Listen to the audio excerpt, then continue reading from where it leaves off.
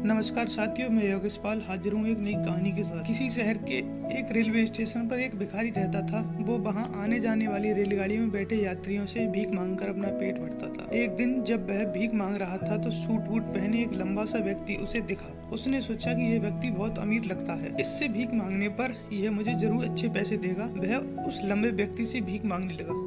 भिखारी को देख उस लंबे व्यक्ति ने कहा, तुम हमेशा मांगते ही रहते हो क्या? कभी किसी को कुछ देते भी हो?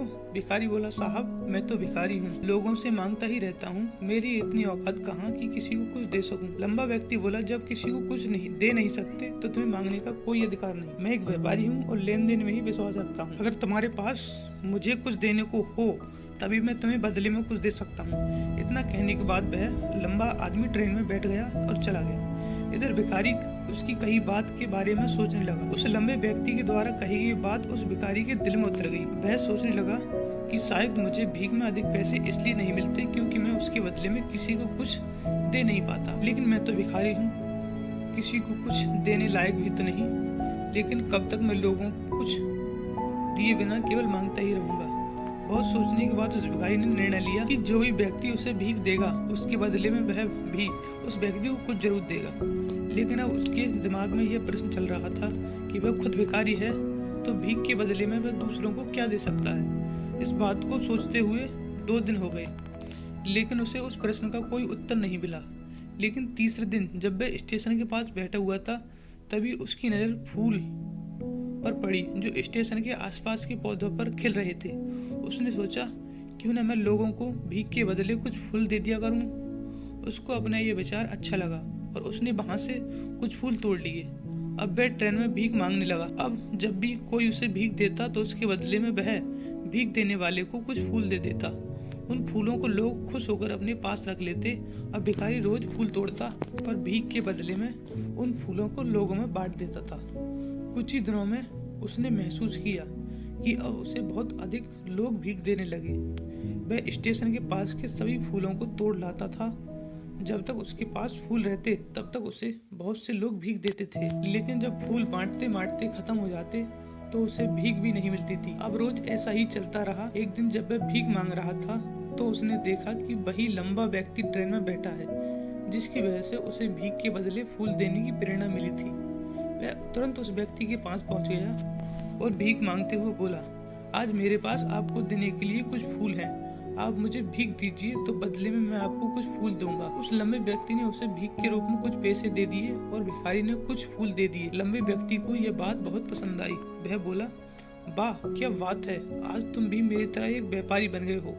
इतना कहकर फूल लेकर वह लंबा व्यक्ति अपने स्टेशन पर उतर गया। लेकिन उस लंबे व्यक्ति द्वारा कही गई बात एक बार फिर उस भिखारी के दिल में उतर गई। वह बार बार उस लंबे व्यक्ति के द्वारा कही गई बात के बारे में सोचने लगा और बहुत खुश होने लगा।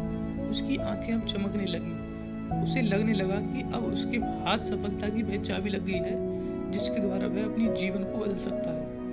वह तुरंत ट्रेन से नीचे उतरा और उत्साहित होकर बहुत तेज आवाज में ऊपर आसमान की तरफ देखते हुए बोला, मैं भिखारी नहीं हूँ, मैं तो एक व्यापारी हूँ, मैं भी अमीर बन सकता हूँ। लोगों ने उसे देखा तो सोचा कि शायद यह भिखारी पागल हो गया और अगले ही दिन में भिखारी उस स्टेशन पर फिर कभी नहीं दिखा। लेकिन 6 महीने बाद इसी स्टेशन पर 2 व्यक्ति सूट वूट पहने हुए यात्रा कर रहे थे। दोनों ने एक दूसरे को देखा तो उनमें से एक दूसरे से मिलाया और कहा, क्या आपने मुझे पहचाना? दूसरा व्यक्ति बोला, नहीं, क्योंकि मेरे हिसाब से हम लोग पहली बार मिल रहे हैं। पहला व्यक्ति बोला, नहीं, आप याद कीजिए, हम पहली बार नहीं बल्कि तीसरी बार मिल रहे हैं। दूसरा व्यक्ति बोला, मुझे याद नहीं, वैसे हम पहले 2 बार कब मिले थे?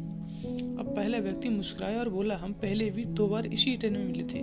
मैं वही भिखारी हूँ जिसको आपने पहली मुलाकात में बताया कि मुझे जीवन में क्या करना चाहिए और दूसरी मुलाकात में बताया कि मैं वास्तव में कौन हूँ। दूसरा व्यक्ति मुस्कुराया और अचंभित होते हुए बोला, ओह याद आया, तुम वही भिखारी हो जिसे मैंने एक बार भीख देने से मना कर दिया और दूसरी बार मैंने तुमसे कुछ फूल खरीदे थे। लेकिन आज तुम ये सूट वूट पहने कहाँ जा रहे हो और आजकल क्या कर रहे हो? तो वह पहला व्यक्ति बोला, हाँ मैं वही भिखारी हूँ, लेकिन आज मैं फूलों का बहुत बड़ा व्यापारी हूँ और इसी काम के सिलसिले में दूसरे शहर जा रहा हूँ। कुछ देर रुकने के बाद वह फिर बोला, आप मुझे पहली मुलाकात में प्रकृति का वह नियम बताया जिसके अनुसार हमें तभी कुछ मिलता है जब हम कुछ देते हैं। लेन देन का ये नियम वास्तव में बहुत काम करता है। मैंने ये बात अच्छी तरह महसूस की लेकिन मैं खुद को हमेशा ही भिखारी समझता रहा।